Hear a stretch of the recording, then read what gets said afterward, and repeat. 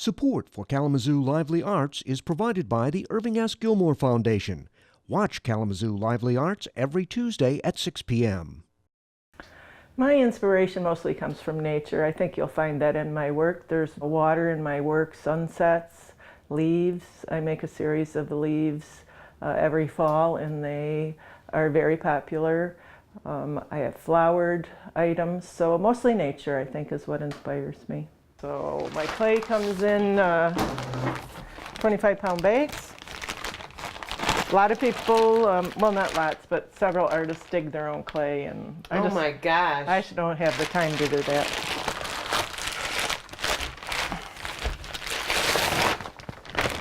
Oops. This is pretty, hard, that's very solid to make something pliable out of it. It seems like, wow, that's really hard.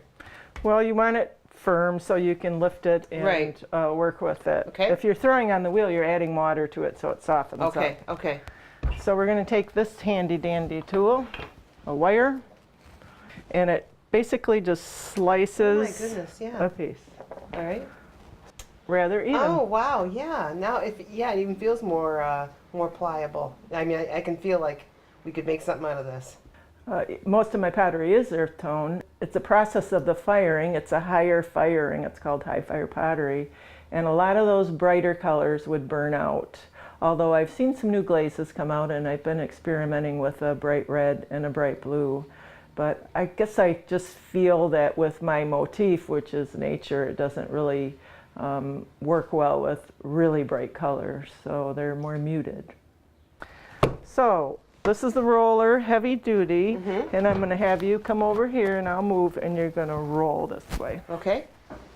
As if I'm steering a boat. I'm the sailor, I'm the captain of my ship here. Yes, you are. Am I doing okay? Yes. It's moving. Perfect. Is that all right? No, it's flattening. Okay. So as you roll this roller over there, it's getting thinner and thinner. Okay.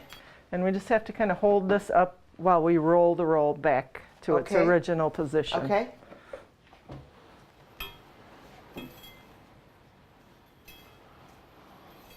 I think there's the variety of product I have is mostly because I get bored making the same thing over and over and over again. The galleries I work with, there's a certain amount of product that I have to get to them in terms of bowls and casseroles. But I do like to experiment with some more of the fun stuff just because I think it helps keep my mind working properly and you're not just stuck in a rut. But even on the wheel, you could throw many different kinds of things and they wouldn't look the same. In fact, no piece is the same as another one.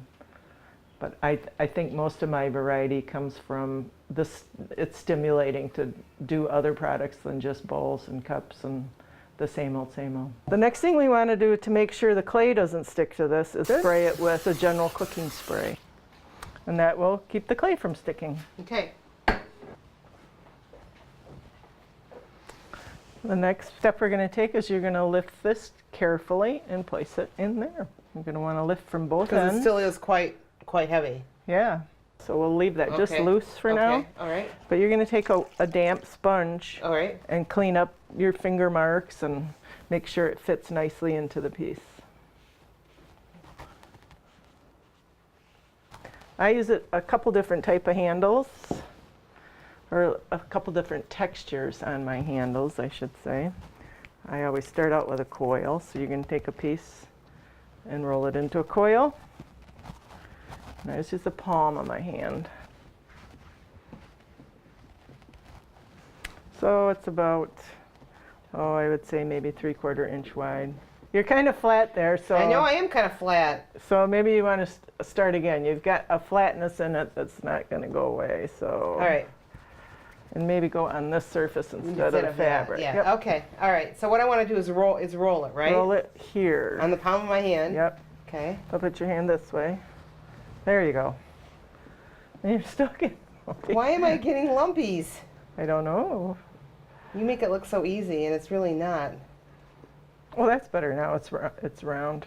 My first experience with pottery was in high school. I took some Ed Park classes. They're alternative education classes, and one was a pottery class down in the basement of the old art museum.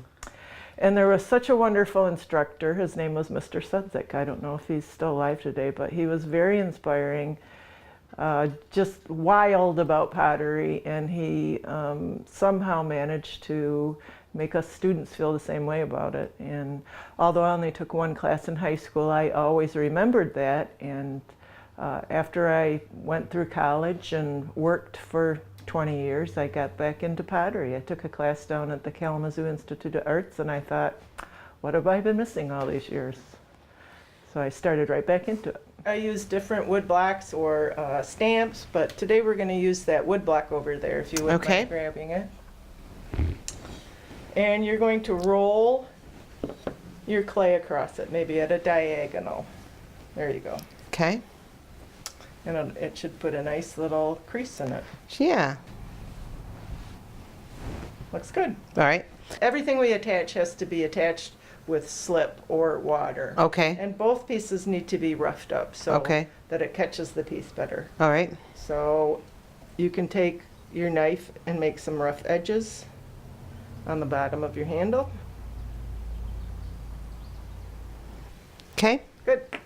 So then we would place this and kind of mark it, kind of show where it's going to be, take it back off, and now we need to rough up those two places too. With the knife? Mm-hmm.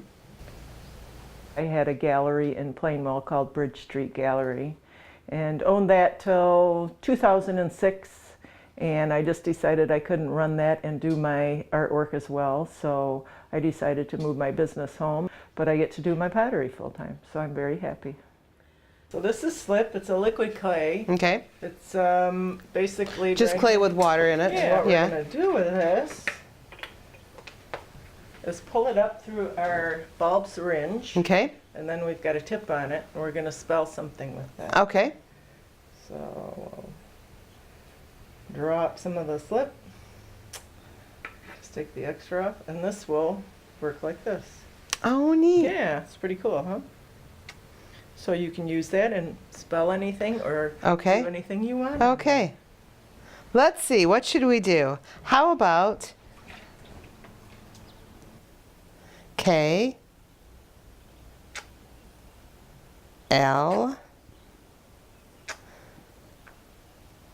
A Kalamazoo Lively Arts. Jan, I understand that you came up with something special on your own with Cathy Green. Somewhere in here is your work of art. Oh, you guys, you got it. All right. I love it. Woo, thank you. Oh, that's so great. How did you get it?